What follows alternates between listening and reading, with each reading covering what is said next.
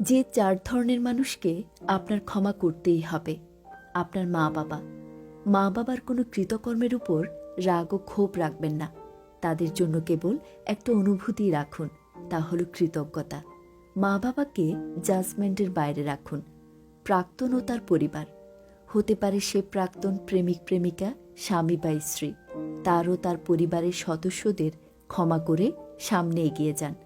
যে আপনাকে দুঃখ দিয়েছে, জীবনে চলার পথে যে ব্যক্তি আপনাকে দুঃখ দিক, সবাইকে ক্ষমা করে নিজে হালকা হয়ে তারপর ঘুমাতে যান। প্রতিদিন ঘুমানোর আগে বলুন, পৃথিবীর কারো প্রতি আপনার কোনো অভিযোগ বা রাগ ও ক্ষোভ নেই। আপনি সবাইকে ক্ষমা করে দিয়েছেন। তবে হ্যাঁ, ক্ষতিকর বা মানসিক শান্তি বিনষ্টকারীদের কাছ থেকে নিরাপদ দূরত্ব বজায় রাখতে ভুলবেন না। নিজেকে ক্ষমা করুন, এটা সবচেয়ে গুরুত্বপূর্ণ। সবার আগে নিজেকে ক্ষমা করুন। নিজের ছোট বড় সব ভুলের জন্য নিজেকে ক্ষমা করুন। এসব ভুল থেকে শিক্ষা নিন। মনে রাখবেন, এসব ভুল আর ভুল থেকে পাওয়া শিক্ষা আর অভিজ্ঞতার ভেতর দিয়ে আপনি প্রতিনিয়ত শুদ্ধ হয়েছেন।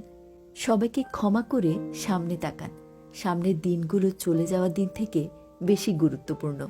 সেই দিনগুলোই নিজের সেরাটা ঢেলে যথাসম্ভব ভালোভাবে বাঁচুন।